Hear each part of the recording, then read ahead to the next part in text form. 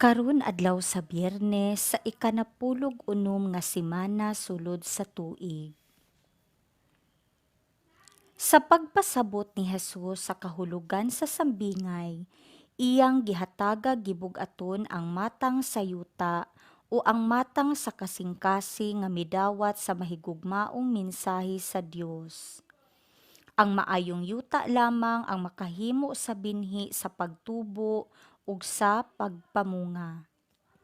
Ang kasing-kasing lamang nga anda mudawat ang magsilbing tabunok nga yuta alang sa Dios nung tanyag sa pasaylo ug gugma ug wala nay lain pa.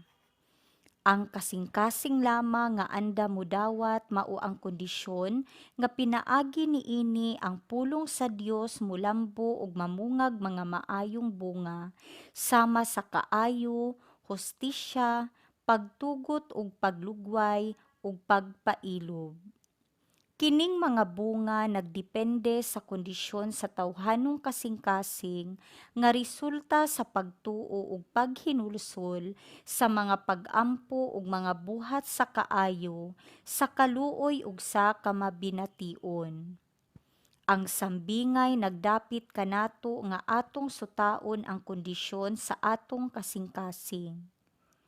Unsaon man nato kini pagbag-o? Pamalandong.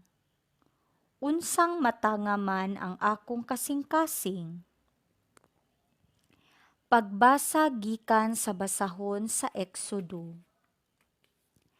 Ang Dios miingon, Ako ang Ginoo nga inyong Dios nga nagkuha kaninyo gikan sa Ehipto diin kamo naulipon. Ayaw pagbaton og laing Dios gawas kanako. Ayaw pagbuhat og Dios-Dios o larawan sa bisan unsa didto sa langit o dinhi sa yuta o diha sa tubig nga anaa ilalom sa yuta. Ayaw pagyukbo sa bisan unsang Dios-Dios ni magsimba niini kay ako ang Ginoo nga inyong Dios ug abughuan ako. Silutan ko kadtong nagsalikway kanako lakip ang ilang mga kaliwat hangtod sa ikatulo ug ikaupat nga kaliwatan.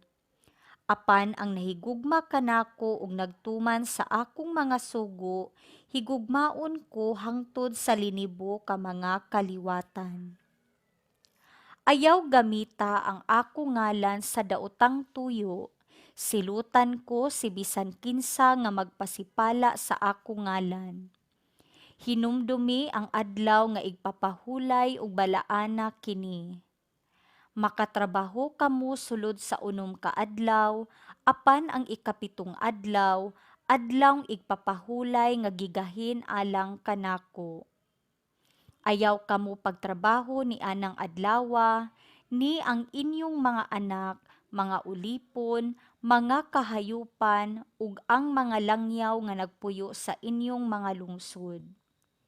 Sulod sa unom ka adlaw, gibuhat ko ang langit, ang yuta, ang kadagatan, ug ang tanan nga anaa kanila, apan mipahulay ako sa ikapitong adlaw.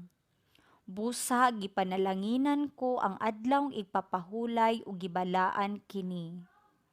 Tahura ang inyong amahan ug inahan aron motaas ang inyong kinabuhi diha sa yuta nga gihatag kaninyo sa Ginoo nga inyong Dios.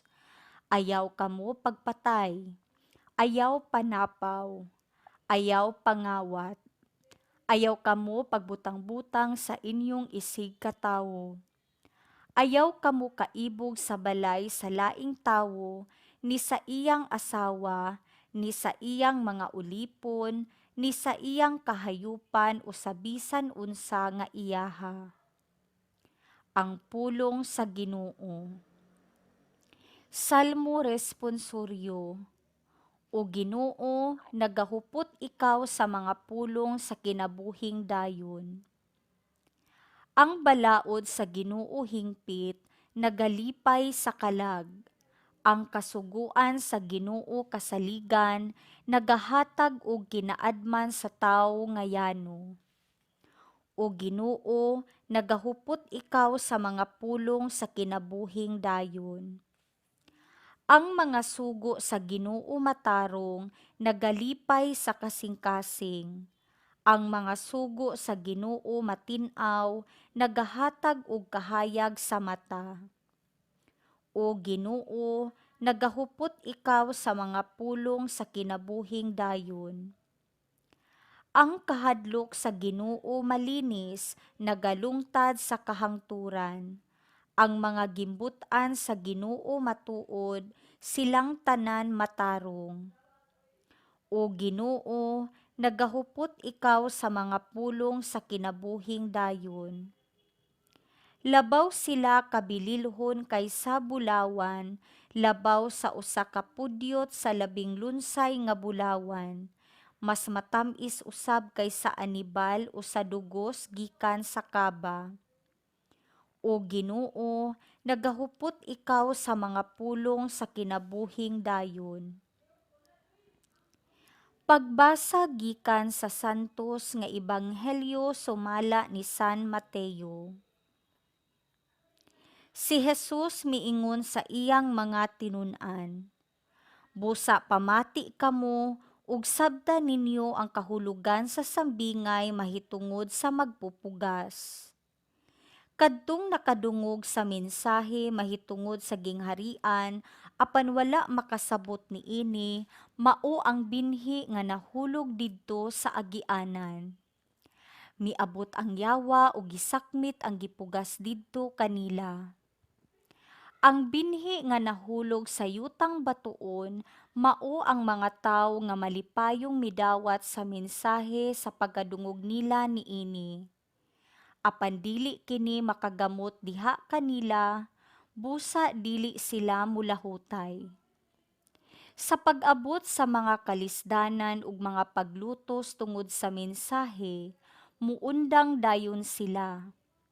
Ug ang binhi nga nahulog sa dapit sa mga sampinit, mao ang mga tawo nga nakadungog sa mensahe, apan ang mga kabalaka bahin niining kinabuhia ug ang gugma alang sa mga bahandi mulumos sa mensahe ug dili sila makabunga. Ug ang binhi nga napugas didto sa maayong yuta, mao ang mga tawo nga nakadungog ug nakasabot sa mensahe. Mamunga sila, may mamungag tagatos, ang uban tagkanuman, ug ang uban tagkatluan. Ang Ebanghelyo sa Ginoo.